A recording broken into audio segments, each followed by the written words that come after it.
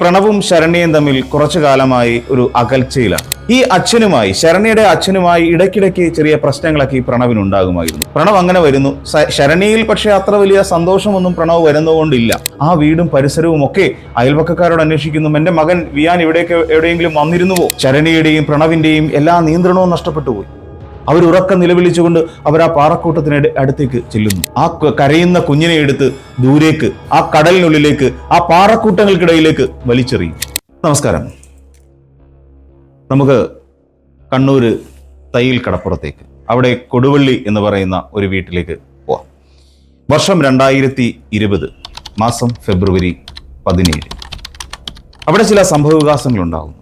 ആ കൊടുവള്ളി ഹൗസിലെ താമസക്കാരിയാണ് ശരണ്യ, അതോടൊപ്പം മകൻ 1.5 വയസ്സുകാരനായ വിയാൻ. അങ്ങനെ അവർ ഒരുമിച്ച് താമസിക്കുകയാണ്. അവർക്കൊരു ഭർത്താവുണ്ട് ശരണ്യയ്ക്ക്, പേര് പ്രണവ്. ഈ പ്രണവും ശരണ്യയും തമ്മിൽ കുറച്ചു കാലമായി ഒരു അകൽച്ചയിലാണ്. അകൽച്ച ഒരു സൗന്ദര്യ പിണക്കം പോലെയുള്ള ഒരു അകൽച്ച. അവർ അധികമൊന്നും കണ്ടുമുട്ടാറില്ല. വല്ലപ്പോഴും മാത്രം ഈ പ്രണവ് ഈ കൊടുവള്ളി ഹൗസിലേക്ക് വരുന്നുണ്ട്. മറ്റൊന്നുമല്ല, അവർ കടൽപ്പണി കൊണ്ട് ജീവിക്കുന്ന ആളുകളാണ്. കടലിൽ പോയി പണിയെടുത്ത് ജീവിക്കുന്ന ആൾക്കാർ തിങ്ങി നിറഞ്ഞ ഒരു പ്രദേശമാണ് ഈ തയ്യിൽ കടപ്പുറം. അപ്പോൾ അവിടെയാണ് ഈ പ്രണവിൻ്റെയും അല്ലെങ്കിൽ ഈ ശരണ്യയും താമസിച്ചുകൊണ്ടിരുന്നത്. ഈ അച്ഛനുമായി, ശരണ്യയുടെ അച്ഛനുമായി ഇടയ്ക്കിടയ്ക്ക് ചെറിയ പ്രശ്നങ്ങളൊക്കെ ഈ പ്രണവിനുണ്ടാകുമായിരുന്നു. കാര്യം ഈ കുടുംബ പ്രശ്നം തന്നെ. അങ്ങനെ വന്നപ്പോൾ ഇദ്ദേഹം, അതായത് ഈ ശരണ്യയുടെ അച്ഛൻ കടൽപ്പണിക്കായി പോകുന്ന സമയത്ത് മാത്രമാണ് പലപ്പോഴും പ്രണവ് ഈ വീട്ടിലേക്ക്, ഈ കൊടുവള്ളി ഹൗസിലേക്ക് എത്തുക. ശരണ്യയ്ക്കൊപ്പം അന്ന് ഒരു ദിവസം അവിടെ കഴിയുകയും മകനായ 1.5 വയസ്സുകാരനായ വിയാനുമൊത്ത് അല്പസമയം കളിച്ച് രസിച്ച് അവൻ്റെ കുട്ടിക്കുറുമ്പും ചെറിയ ചിരിയും കൊഞ്ചലുകളും ഒക്കെയായി മനസ്സൊന്ന് സന്തോഷിപ്പിച്ചതിന് ശേഷം മാത്രമാണ് ഈ പ്രണവ് തിരികെ പോവുക. ഭാര്യയോട് പിണക്കമുണ്ടെങ്കിലും മക്കളോട് ആ ഒരു ദേഷ്യം കാണിക്കാൻ പാടില്ലല്ലോ. അങ്ങനെ പതിവ് പോലെ പ്രണവ് ഈ വീട്ടിലേക്ക് എത്തി. പ്രണവ് അങ്ങനെ വരുന്നു. ശരണ്യയിൽ പക്ഷേ അത്ര വലിയ സന്തോഷമൊന്നും പ്രണവ് വരുന്നതുകൊണ്ടില്ല. പൊതുവെ ശരണ്യ അങ്ങനെയാണ്. കാര്യം ഭാര്യ ഭർത്താക്കന്മാർ തമ്മിലുള്ള ഒരു പ്രശ്നം ഇങ്ങനെ നിലനിൽക്കുമ്പോൾ പലപ്പോഴും ഭാര്യമാർക്ക് അങ്ങനെ ഒരു സ്നേഹം പ്രകടിപ്പിക്കാനൊന്നും കഴിയില്ല. എങ്കിലും മകന് വേണ്ടിയിട്ട് ശരണ്യ ഈ ഭർത്താവിനെ ഒപ്പം താമസിപ്പിക്കാൻ തീരുമാനിക്കുന്നു. അങ്ങനെ ആ ഒരു ദിവസം ഫെബ്രുവരിയിൽ 16-ാം തീയതി വൈകുന്നേരത്തോടു കൂടി അങ്ങനെ ഈ പ്രണവ് ആ വീട്ടിലേക്ക് വരുന്നു. അങ്ങനെ കുഞ്ഞുമായി ചേർന്ന് കുറേയധികം നല്ല നിമിഷങ്ങൾ അവർക്ക് ഈ പറയുന്ന പോലെ ഇദ്ദേഹത്തിന് ലഭിക്കുന്നു, പ്രണവിന് ലഭിക്കുന്നു. അങ്ങനെ പ്രണവും ശരണ്യയും അന്നത്തെ രാത്രി ആ മുറിയിൽ കിടന്ന് സുഖമായി ഉറങ്ങുന്നു.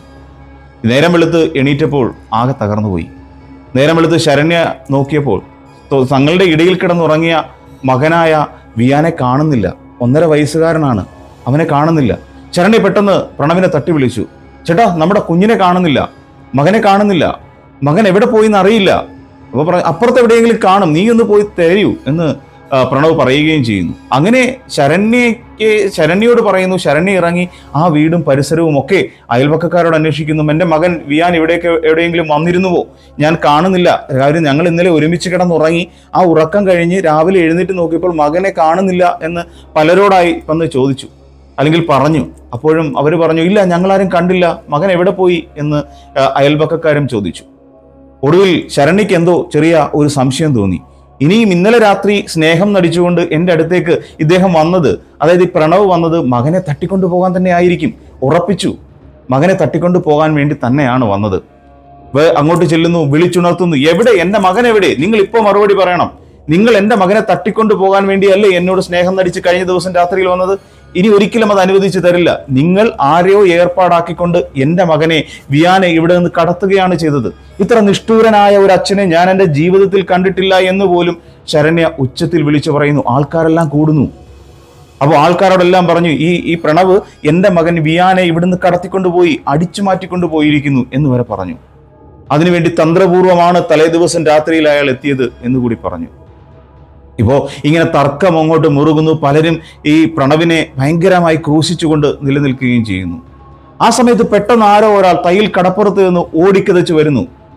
ഒരു അലർച്ചയോടെയായിരുന്നു ആ വരവ്.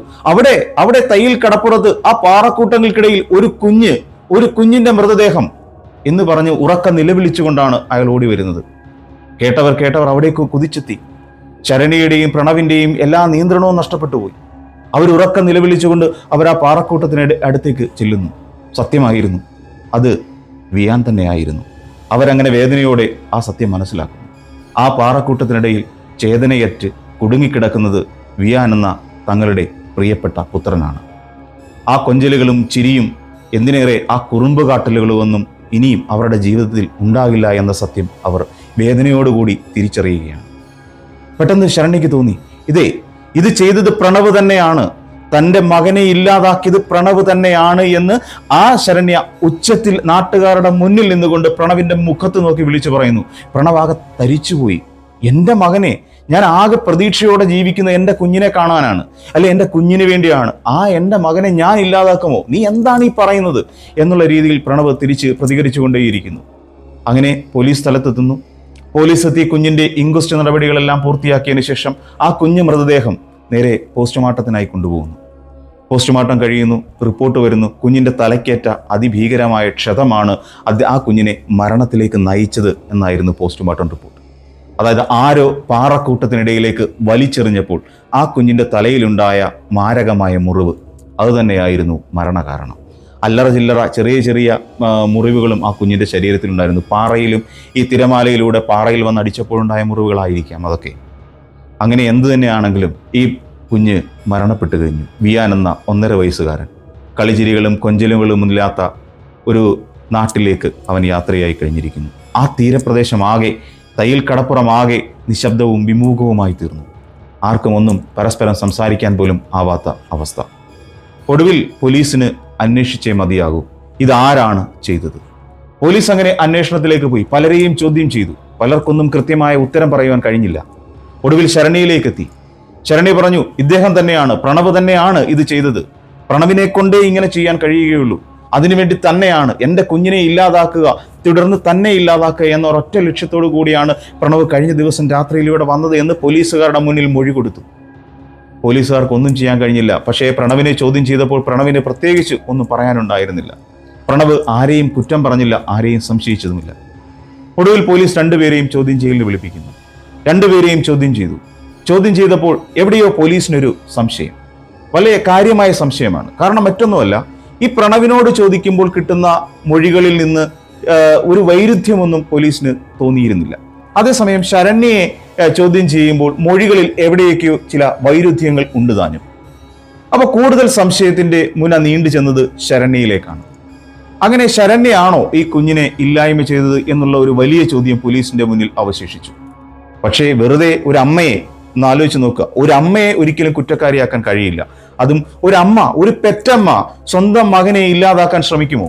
പോലീസ് അപ്പോഴും ആ സംശയത്തിൽ തന്നെ നിൽക്കുകയാണ്. പിന്നീട് ഇവർ 2 പേരുടെയും മൊബൈൽ ഫോണുകൾ പരിശോധിച്ചു. അതിൽ നിന്ന് മനസ്സിലാക്കിയത് ഈ പ്രണവിന്റെ ഫോൺ വളരെ ക്ലിയർ ആയിരുന്നു. അതിൽ നിന്ന് പ്രത്യേകിച്ച് ഒന്നും കണ്ടെത്താൻ പോലീസിന് കഴിഞ്ഞില്ല.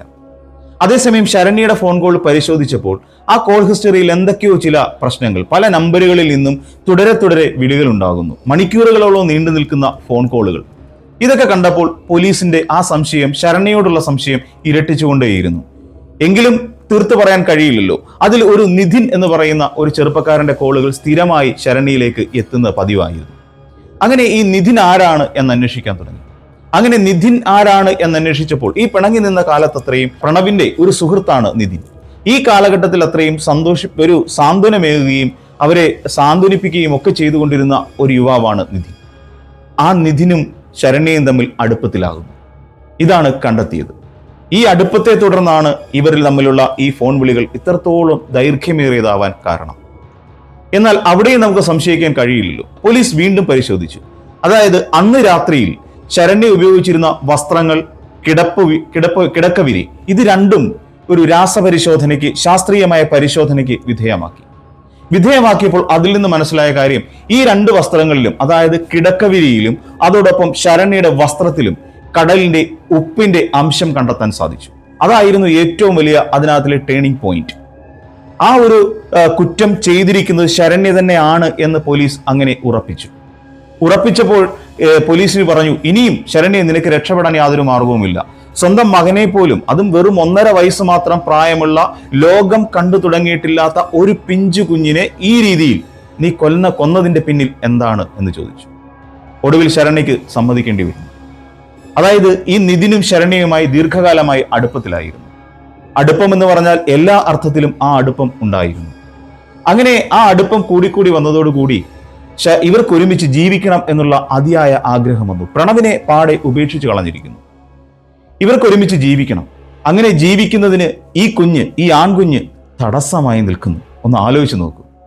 രണ്ടുപേരുടെ പ്രണയം പൂവിടുന്നതിന് വേണ്ടിയിട്ട് സ്വന്തം മകൻ തടസ്സമായി വരുന്നു. അപ്പോൾ അതിനെ ഇല്ലാതാക്കണം. ഇതിനായി അവർ കണ്ടെടുത്ത അല്ലെങ്കിൽ അവർ തെരഞ്ഞെടുത്ത ഒരു മാർഗമായിരുന്നു കുഞ്ഞിനെ നിഷ്ഠൂരമായി കൊലപ്പെടുത്തുക. ഒടുവിൽ പദ്ധതിക്കുള്ള ഒരു സമയമായി. അങ്ങനെ പ്രണവിനെ വിളിച്ചു വരുത്തി വീട്ടിലേക്ക്, ഇന്ന് ഇങ്ങോട്ടേക്ക് വരൂ എന്ന് പറയുന്നു. പ്രണവ് അങ്ങനെ വീട്ടിലേക്ക് എത്തുന്നു. കാരണം അന്നൊരു ക്രൈം ചെയ്യുമ്പോൾ, അന്ന് കുഞ്ഞിനെ ഇല്ലാതാക്കിയാൽ അതിൻ്റെ എല്ലാ കുറ്റവും പ്രണവിലേക്ക് നീളുമെന്ന് ശരണ്യ മനസ്സിലാക്കുന്നു. അന്ന് രാത്രി എല്ലാവരും ഉറങ്ങിക്കിടന്നപ്പോൾ ആ കുഞ്ഞിനെയും എടുത്തുകൊണ്ട് ശരണ്യ കടപ്പുറത്തേക്ക് പോകുന്നു. കടപ്പുറത്ത് പാറകളുടെ മുകളിലേക്ക് ആ കുഞ്ഞിനെയും എടുത്തുകൊണ്ട് ശരണ്യ കടലിനെ നോക്കി നിൽക്കുന്നു. ഒടുവിൽ ഒട്ടും അമാന്തിച്ചില്ല. ആ കരയുന്ന കുഞ്ഞിനെ എടുത്ത് ദൂരേക്ക്, ആ കടലിനുള്ളിലേക്ക്, ആ പാറക്കൂട്ടങ്ങൾക്കിടയിലേക്ക് വലിച്ചെറിയും. ആ ഏറിൽ കുഞ്ഞ് മരിച്ചില്ല. കുഞ്ഞ് അവിടെ കിടന്ന് അമ്മ എന്ന് വിളിച്ചുകൊണ്ട് തന്നെ ഉറക്ക നിലവിളിക്കുന്നു. അപ്പോൾ വീണ്ടും ശരണ്യയിലെ ക്രുദ്ധയായ അല്ലെങ്കിൽ അതിക്രൂരയായ സ്ത്രീ ഉണർന്നു എന്ന് തന്നെ പറയാം. വീണ്ടും ചാടിക്കേറി ചെന്ന് ആ കുഞ്ഞിനെ എടുത്ത് വീണ്ടും ആ പാറക്കൂട്ടങ്ങൾക്കിടയിലേക്ക് എറിഞ്ഞു. അപ്പോഴും ആ കുഞ്ഞിൻ്റെ ശരീരത്തിൽ തുടിപ്പുണ്ടായിരുന്നു, കരച്ചിലുണ്ടായിരുന്നു. ആ ക്രൂരയായ സ്ത്രീയിലെ മാതൃത്വം നഷ്ടപ്പെട്ട ആ സ്ത്രീ വീണ്ടും അവിടേക്ക് എത്തുന്നു. ആ കുഞ്ഞിനെ വീണ്ടും പാറക്കൂട്ടങ്ങൾക്കിടയിലേക്ക് വലിച്ചെറിയുന്നു. ഒടുവിൽ ആ കുഞ്ഞിൻ്റെ മരണം ആ ക്രൂരയായ അമ്മ എന്ന വാക്കിന് പോലും അർഹതയില്ലാത്ത ആ സ്ത്രീ തിരിച്ചറിയുന്നു, തൻ്റെ കുഞ്ഞ് മരിച്ചു കഴിഞ്ഞിരിക്കുന്നു. തുടർന്ന് ഒന്നും അറിയാത്തതുപോലെ ശരണ്യ പതിവ് പോലെ ആ കടപ്പുറത്ത് നിന്നും തിരികെ വീട്ടിലേക്ക് എത്തുന്നു. ഭർത്താവിനോടൊപ്പം കിടന്നുറങ്ങുന്നു. ബാക്കിയുണ്ടായതൊക്കെ വെറും നാടകങ്ങൾ മാത്രമായിരുന്നു. ഒടുവിൽ ഈ പറയുന്ന 2 ശാസ്ത്രീയ പരിശോധനകൾ, ആ വസ്ത്രത്തിൻ്റെയും ഈ പറയുന്ന കിടപ്പുവിരിയുടെയും ഒരു ശാസ്ത്രീയ പരിശോധനയുടെ ആ പിൻബലത്തിൽ ശരണ്യ തന്നെയാണ് കുറ്റക്കാരി എന്ന് തിരിച്ചറിയുന്നു. ഒടുവിൽ ഒരു കൂട്ടുപ്രതി എന്നുള്ള നിലയിലേക്ക് നിധിനെയും ഉൾപ്പെടുത്തുന്നു. അങ്ങനെ ശരണ്യയോട് പറഞ്ഞു, ഇനി മേലാൽ ഈ ജില്ലയിൽ പ്രവേശിക്കരുത് എന്ന് പറഞ്ഞു. അങ്ങനെ അവർ ചെന്നൈക്ക് പോകുന്നു. കഴിഞ്ഞ ദിവസം ഇതുമായി ബന്ധപ്പെട്ട് വിചാരണ വേളയിൽ ഈ കോഴിക്കോട് ഒരു മുറിയെടുത്തിട്ട് ആത്മഹത്യ ചെയ്യാനുള്ള തയ്യാറെടുപ്പ് നടത്തി, ആത്മഹത്യാ ശ്രമവും നടത്തി ഈ ശരണ്യ. പക്ഷേ ആ ആത്മഹത്യാ ശ്രമം പരാജയപ്പെട്ടു പോവുകയും ചെയ്തു. പക്ഷേ നമ്മളൊന്ന് ആലോചിക്കുക, 1.5 വയസ്സ് മാത്രം പ്രായമുള്ള, കാര്യങ്ങൾ കൊഞ്ചി മാത്രം സംസാരിക്കുന്ന ഒരു പിഞ്ചു കുഞ്ഞിനെ ഈ ലോകത്ത് നിന്ന് പറഞ്ഞയച്ചത് ഇവരെ എന്താണ് നമ്മൾ ചെയ്യേണ്ടത് എന്ന് നമ്മളൊന്ന് ചിന്തിക്കുക. മനുഷ്യ മനസാക്ഷിയെ തന്നെ ഞെട്ടിപ്പിക്കുന്ന ഇതുപോലെയുള്ള കഥകൾ ഇനിയും കേൾക്കാൻ നിങ്ങൾ ആഗ്രഹിക്കുന്നുണ്ടെങ്കിൽ തീർച്ചയായും ഞങ്ങളുടെ ഈ ചാനൽ ഫോളോ ചെയ്യുക, സബ്സ്ക്രൈബ് ചെയ്യുക.